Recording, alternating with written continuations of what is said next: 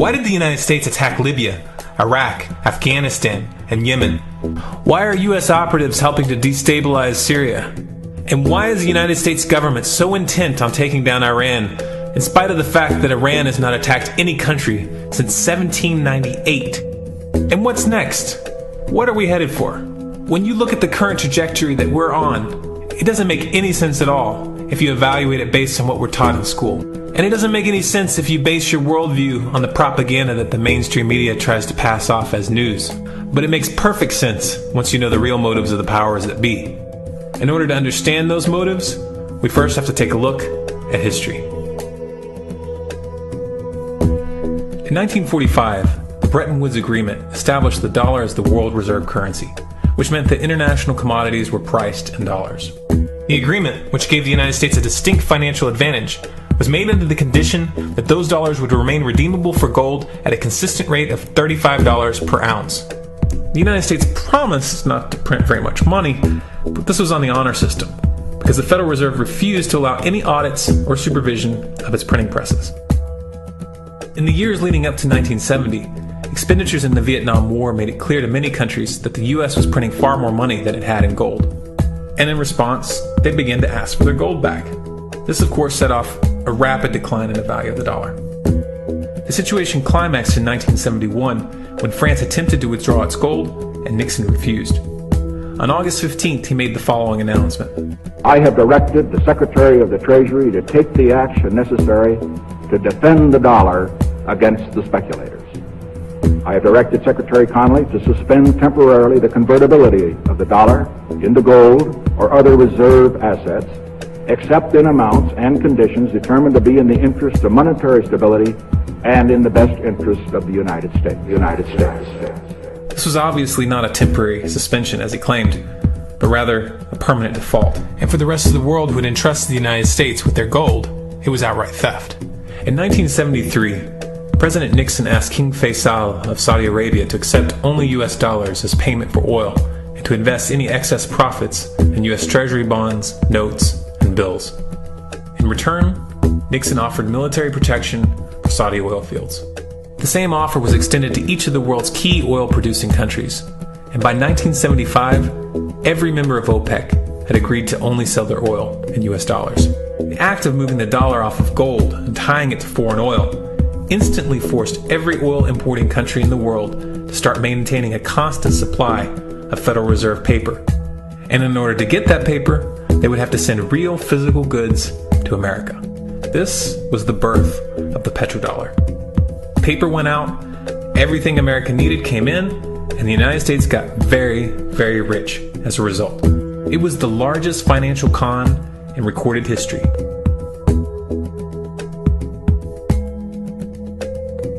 The arms race of the Cold War was a game of poker.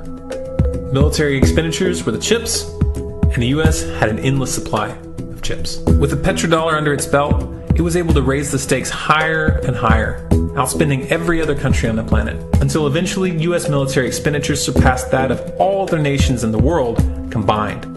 The Soviet Union never had a chance. The collapse of the communist bloc in 1991 removed the last counterbalance to American military might. The United States was now an undisputed superpower with no rival. Many hoped that this would mark the beginning of a new era of peace and stability. Unfortunately, there were those in high places who had other ideas. Within that same year, the U.S. invaded Iraq in the First Gulf War. And after crushing the Iraqi military and destroying their infrastructure, including water purification plants and hospitals, crippling sanctions were imposed which prevented that infrastructure from being rebuilt. These sanctions, which were initiated by Bush Sr. and sustained throughout the entire Clinton administration, lasted for over a decade and were estimated to have killed over 500,000 children. The Clinton administration was fully aware of these figures. We have heard that 500,000 children have died. I mean, that's more children than died in Hiroshima. And you know, is the price worth it? I think this is a very hard choice, but we think the price is worth it. Miss Albright, what exactly was it that was worth killing 500,000 kids for? In In November of 2000, Iraq began selling its oil exclusively in euros. This was a direct attack on the dollar and on U.S. financial dominance, and it wasn't going to be tolerated. In response, the U.S. government, with the assistance of the mainstream media, began to build up a massive propaganda campaign claiming that Iraq had weapons of mass destruction and was planning to use them. In 2003, the U.S. invaded, and once they had control of the country, oil sales were immediately switched back to dollars. This is particularly notable due to the fact that switching back to the dollar meant a 15 to 20% loss in revenue due to the euro's higher value. It doesn't make any sense at all unless you take the petrodollar into account. So I came back to see him a few weeks later, and by that time we were bombing in Afghanistan. I said, "Are we still going to war with Iraq?" And he said, "Oh, it's worse than that." He said, he reached over on his desk, he picked up a piece of paper, he said, I just got this down from upstairs, meaning the Secretary of Defense's office today, and he said, "This is a memo that describes how we're going to take out 7 countries in 5 years, starting with Iraq and then Syria, Lebanon, Libya, Somalia, Sudan, and finishing off Iran. Let's take a look at the events of the past decade and see if you see a pattern. In Libya, Gaddafi was in the process of organizing a bloc of African countries to create a gold-based currency called the dinar, which they intended to use to replace the dollar in that region. US and NATO forces helped destabilize and topple the Libyan government in 2011, and after taking control of the region, US armed rebels executed Gaddafi in cold blood and immediately set up the Libyan Central Bank.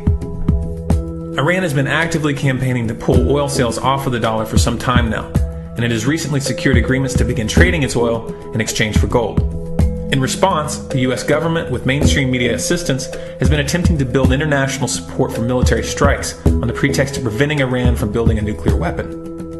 In the meantime, they established sanctions which US officials openly admit are aimed at causing a collapse of the Iranian economy. Syria is Iran's closest ally, and they are bound by mutual defense agreements. The country is currently in the process of being destabilized with covert assistance from NATO, and though Russia and China have warned the United States not to get involved, the White House has made statements within the past month indicating that they are considering military intervention. It should be clear that military intervention in Syria and Iran isn't being considered. It's a foregone conclusion, just as it was in Iraq and Libya. The U.S. is actively working to create the context which gives them the diplomatic cover to do what they already have planned. The motive for these invasions and covert actions becomes clear when we look at them in their full context and connect the dots. Those who control the United States understand that even if a few countries begin to sell their oil in another currency, it will set off a chain reaction and the dollar will collapse. They understand that there is absolutely nothing else holding up the value of the dollar at this point, and so does the rest of the world. But rather than accepting the fact that the dollar is nearing the end of its lifespan, the powers that be have made a calculated gambit. They have decided to use the brute force of the U.S. military to crush each and every resistant state in the Middle East and Africa. That in itself would be bad enough, but what you need to understand is that this is not going to end with Iran. China and Russia have stated publicly, and on no uncertain terms, that they will not tolerate an attack on Iran or Syria.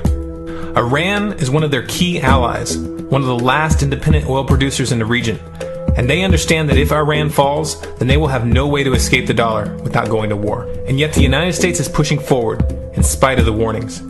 What we are witnessing here is a trajectory that leads straight to the unthinkable. It's a trajectory that was mapped out years ago in full awareness of the human consequences. But who was it that put us on this course? What kind of psychopath is willing to intentionally set off a global conflict that will lead to millions of deaths just to protect the value of a paper currency? It obviously isn't the president. The decision to invade Libya, Syria, and Iran was made long before Obama had risen to the national spotlight. And yet, he's carrying out his duty just like the puppets that preceded him. So who is it that pulls the strings?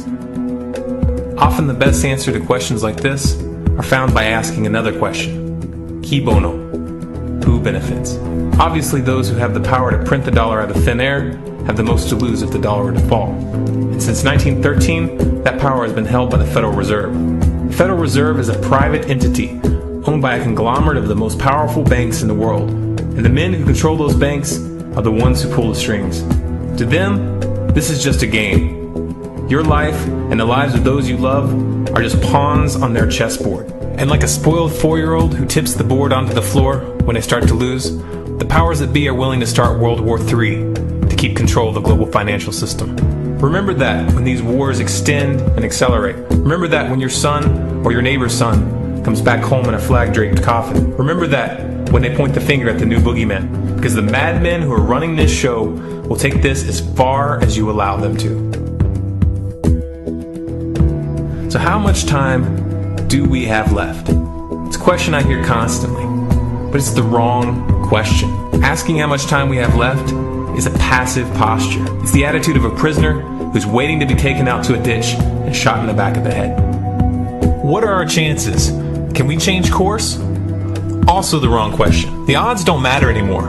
If you understand what we're facing, then you have a moral responsibility to do everything in your power to alter the course that we're on, regardless of the odds. It's only when you stop basing your involvement on the chances of success that success actually becomes possible. To strip the ill-begotten power from the financial elites and to bring these criminal cartels to justice will require nothing less than a revolution. The government is not going to save us. The government is completely infiltrated and corrupt to the core. Looking to them for a solution at this point is utterly naive. There are 3 stages of revolution, and they are sequential. Stage 1 is already underway. Stage 1 is the ideological resistance. In this stage, we have to actively work to wake up as many people as possible about what is happening and the direction we're headed. All revolutions originate from a shift in the mindset of the population, and no other meaningful resistance is possible without it. Success in this stage of the game can be measured by the contagion of ideas. When an idea reaches critical mass, it begins to spread on its own and seeps into all levels of society. In order to achieve that contagion, we need more people in this fight. We need more people speaking out, making videos, writing articles, getting this information onto the national and international stage.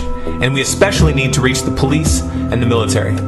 Stage 2 is civil disobedience, also known as nonviolent resistance. In this stage, you put your money where your mouth is, or more accurately, you withhold your money and your obedience from the government, and you do everything in your power to bring the gears of the state to a halt. Practiced in mass, this method alone is often enough to bring a regime to its knees.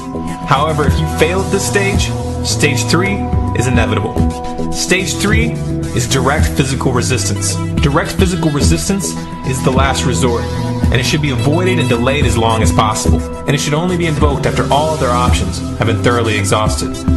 There are those who talk tough and claim that they will resist when the time comes. But what those people fail to realize is that if you are inactive during the first 2 stages and save your efforts for the last resistance, then you will fail. When the Nazis were moving door to door, dragging people out of their homes in Germany, that was the time to fight back physically. But due to the lack of ideological resistance and civil disobedience leading up to that moment, even an armed uprising would have likely failed at that point. An armed uprising can only succeed if the people have established an attitude of active resistance. And active resistance is only possible after their minds have broken free from the mainstream propaganda. If you want to fight back, it's now or never. You're not going to get another chance, and the stakes are far higher than they were in Nazi Germany.